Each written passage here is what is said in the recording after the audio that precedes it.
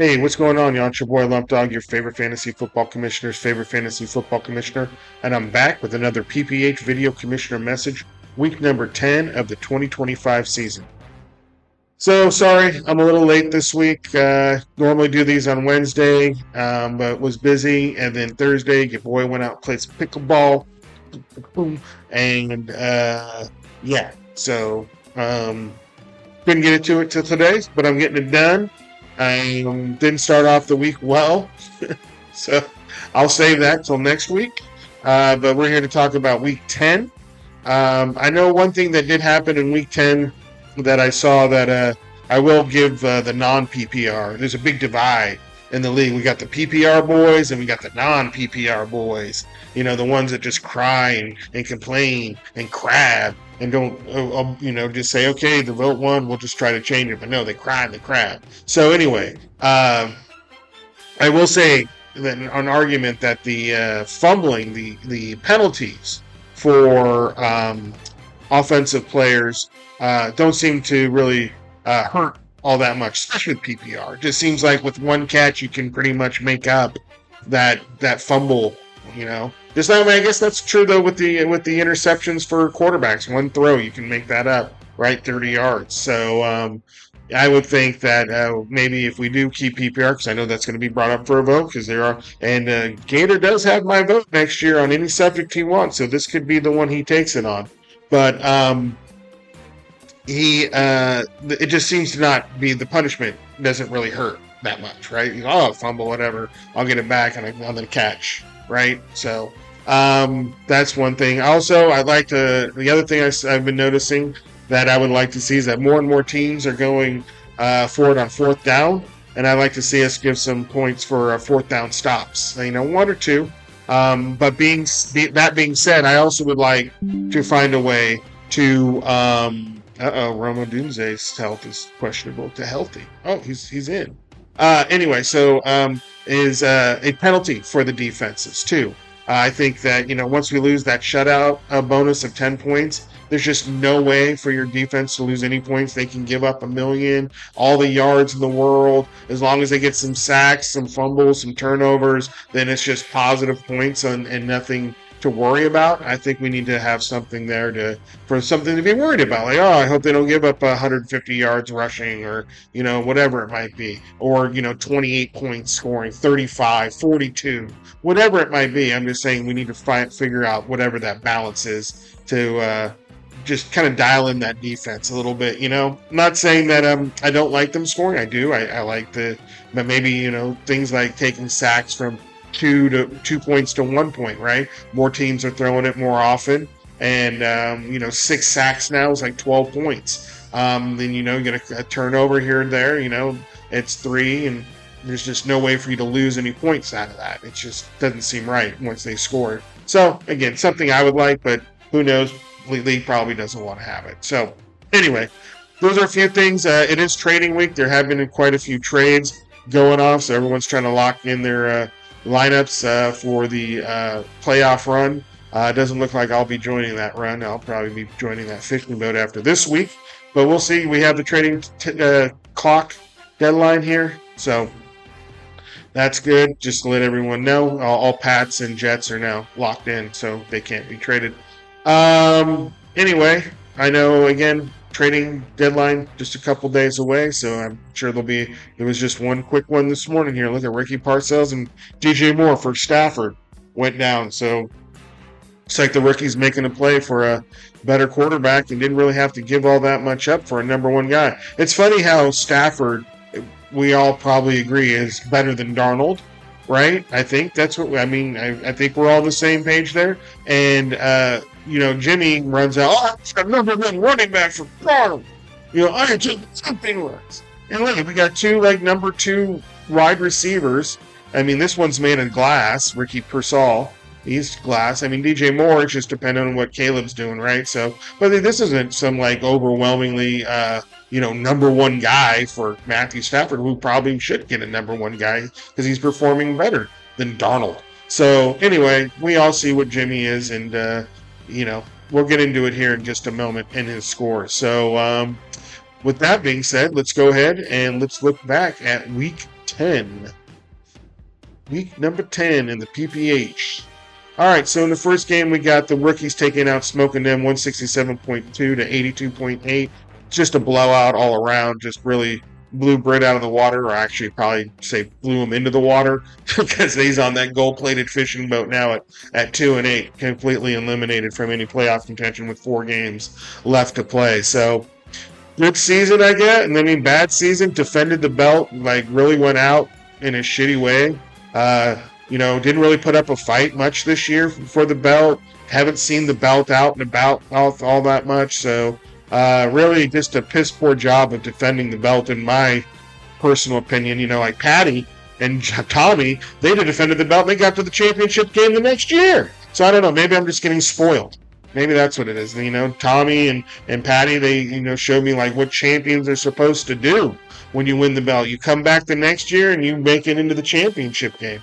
I did that. I made it into it against Paulie. And unfortunately, didn't work out in my favor. Someone's real fishy about that, though. Anyway, I'm just saying, when you defend the belt, bro, you can't go out like that. 2-8, it's just like, what are you doing, bro? Did you even show up to the draft? Anyway, couldn't get it done. Finishes off on the fishing boats, 17.4 from Love, 14.3 from Charbonnet, 14.5 from Johnson. That was really about it, and sails off into the sunset. Rookies, 39.8 from Jackson Dart, but ends up losing him, at least for this week. 30 from Henderson, 2 weeks in a row now. He's gotten 30 freaking points, looking like a league winner. Matter of fact, just a couple weeks ago, I was trying to make a play for Henderson, so good job for the rookie holding fast and, not dealing him, even though I was trying.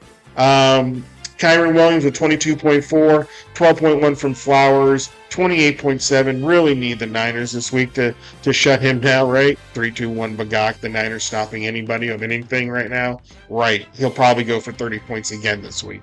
18 against the Broncos D, gets it down with 167.2. Was really hoping for a down week after this monster score, but on track for another monster score for sure in week 11. But we'll get into that next week.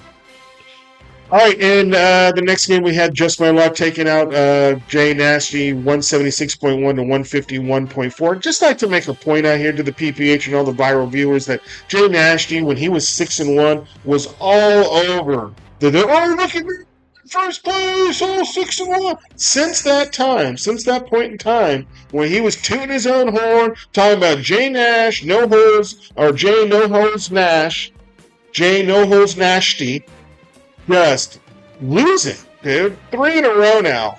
Dropped his 3rd in a row. Falls to 6-4. Good score, though. I will give it to him. Great score. That score should usually get you a win. But unfortunately, you ran into Jonathan Taylor having him just an unbelievable game.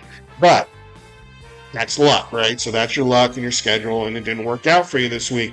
So maybe you show a little bit of humility that for when you have a good schedule, that you're, oh, look at me, hoodie, right? I'm just saying, little humble, and fantasy gods will appreciate that, because they're not appreciating you tooting your own horn, patting yourself on your own back, setting off your own balloons, bro. They're just really not after your 3rd loss in a row. So maybe you humble up a little bit and get back on that winning track. Stafford with 52 points did his best to try to keep you above water or get you that W. Christian McCaffrey was 17.6, and I feel like, isn't that like pedestrian for Christian McCaffrey? Like, we so used to him just getting 25 plus every week, like 17.6, like, damn, what an off game. So that's tough, I guess. I don't know. Like, great, it gets everybody. That's an off game for McCaffrey. Rashad White was 10.4, 12.2 from Wendell Robinson, 18.3 from Schultz, 23.4 from Kittle, and then 13 from the Saints D. Jay Nash, again, good score, bro. Good score. Should get you the win most weeks, just wasn't in your cards. Fantasy gods made you pay, I think, for doing all the hooting and hollering. We'll see how you do in week 11. We'll see next week. That's why y'all should tune in next week to see what Jay Nasty did. All right, and then Lamar Jackson for Just My Luck with 29.2, 10.1 from Montgomery, 54.6 from Taylor. Like I said, just a monster game, unbelievable in Germany. I don't recall anyone in Europe ever having a game that big. So I think the best ever in Europe. Could be wrong about that though. 19.7 from Devontae Adams, 12.9 from Debo Samuel, 17.9 from Ty Warren, 16.9 from Devontae Smith, 11.8 from Bates, and gets it done with 176.1. Yeah, boy. And that was our weekly winner last week. So congrats there on that. Just my luck. I think you'll be getting a congratulations message here any day now from our treasurer, our great and wonderful treasurer. All right, on to the next game. We got Spiced Up taking on West Point Gators, and the closest game of the week, only at 0.7 separated these teams. And I mean, I don't know, that's pretty damn close, bro. Even with PPR and everything that we got going on and quarterback scoring to get it that close, that's crazy. Though, that it's tough because then you start second guessing all the other starts you could have made to get you that extra 0.7. This game actually came down to Monday night with Herbert playing, Freiermuth, and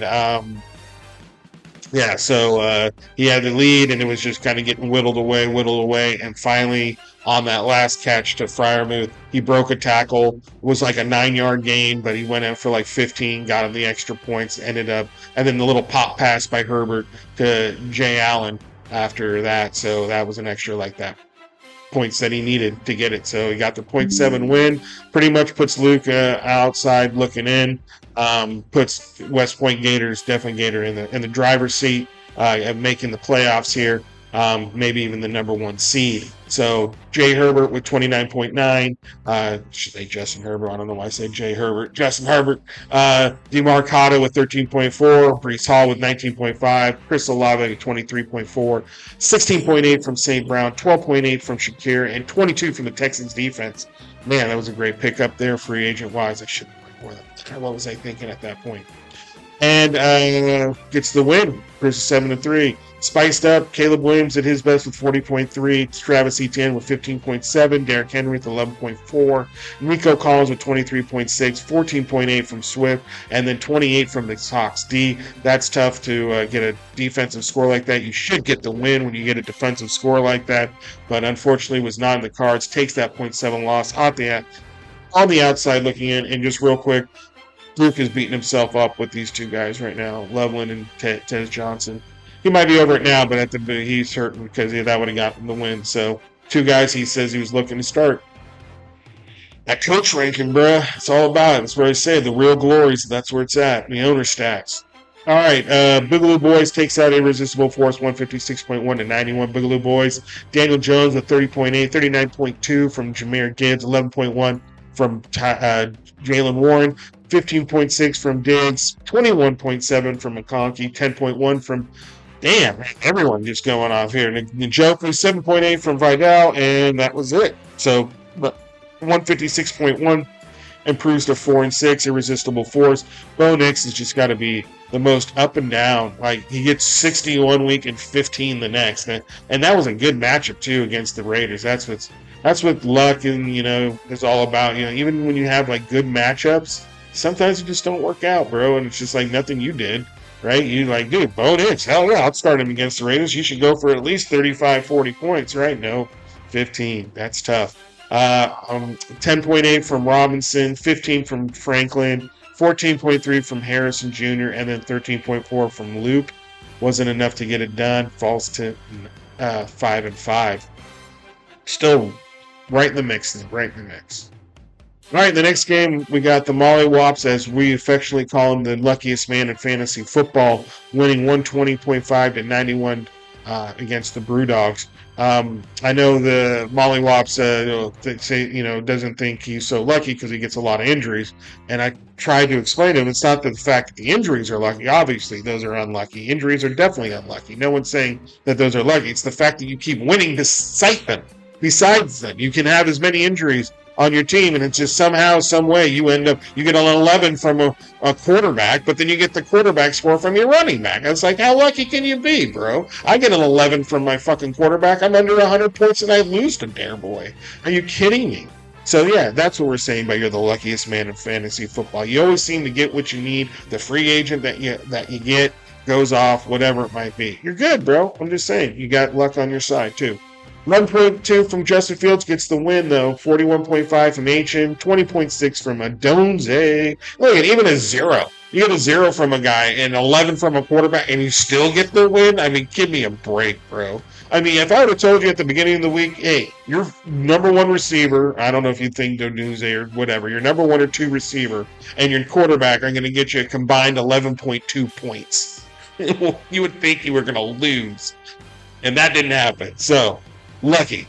Tillman with 13.6, Record with 10.2. Brewdog with 50 from Goff, just wasn't enough to get it done. Tried to carry his team, put the whole team on his back pretty much, on Goff's back, because no one else got double-digit points. So, anyway, 10 from the Steelers D, just wasn't enough to get it done, so ends up falling to 4 and 6. Next game, we got No Way Jose beating Mr. Liberty Death. Like, how did Jose beat fucking Foster's team? Like, Foster last week on a bye week for Kurtz, bye week for Jacobs. I think he had Allen on a bye, too. He ended up putting up like 140-something. And then this week with everyone back in, puts up 90.3. I played Foss a week too early. Again, my schedule is the absolute worst schedule. It's so bad. I can't believe how bad it is. Anyway, No Way Jose gets the dub. 144.4, Cruz is 6-4. Mr. Liberty falls 7-3 with 90.3.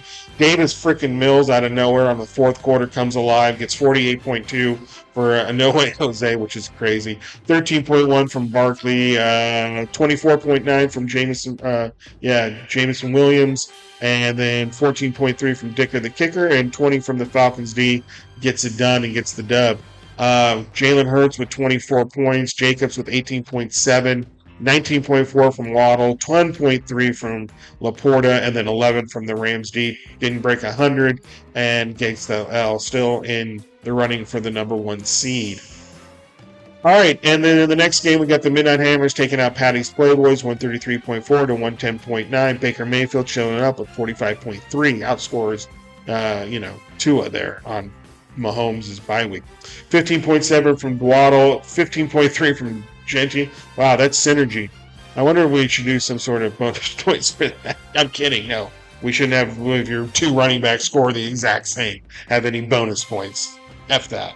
24.5 from Ibuka, 17.2 from Otten, and that was it. That got him the dub, 133.4. Patty's Playboys went with 2 and traded him back, I guess, so 23.3. 15.9 from Jones, 14.5 from Kamara, 17.4 from Puka Nacua, 10.4 from Andrews, 16.2 from Myers. Couldn't get it done. Falls to 3-7 now on the outside looking in. Maybe if he wins out, can make the playoffs, but definitely has to win out and then need some sort of tiebreaker. All right, and then I took out Jimmy. 119.7 to 111. Drake May with 37.3. 10.5 from Junkins. Of course, he followed the Jets. And then what Henderson did last night. Not maybe the 3 touchdowns, but I thought maybe 1 or 2 at least against the Jets. And then that killed me. That it made me look like I should have traded Genty. All he was missing was a touchdown. Pretty much the same score as Genty, just without the touchdown. And Genty gets it against the Broncos, but Junkins can't get against the Jets. Make it make sense. I don't get it. Willie Marks was 16.1. He's starting to come on. I'm kind of liking him. 20.3 from Jackson Smith Njigba. 11 from McMillan, and then that was it. It was enough to give Jimmy, because Jimmy just falls on his face like he does every year. 39.7 from Josh Allen. 25.4 from Drake London. 16.1 from Jennings. And that was and couldn't get it done. So he's also on the outside looking in. Should be boarding that boat fairly shortly here if he's not already on it. I'll be joining you as well shortly here, Jimmy. Just know that you were on it first. So take the small wins, bruh. All right, in a season of disaster. Yeah, take the small wins. All right, anyway, that was week 10. Again, sorry I was late, but your boy's trying to go out and get a little work fitness in, and I can't remember what I did on Wednesday though. I know it wasn't pickleball. I didn't go. I know I had basketball on Wednesday, but I think I had to go run some sort of errand. But I can't remember what it was. Anyway, so back hopefully on track next week, and catch y'all later. Peace.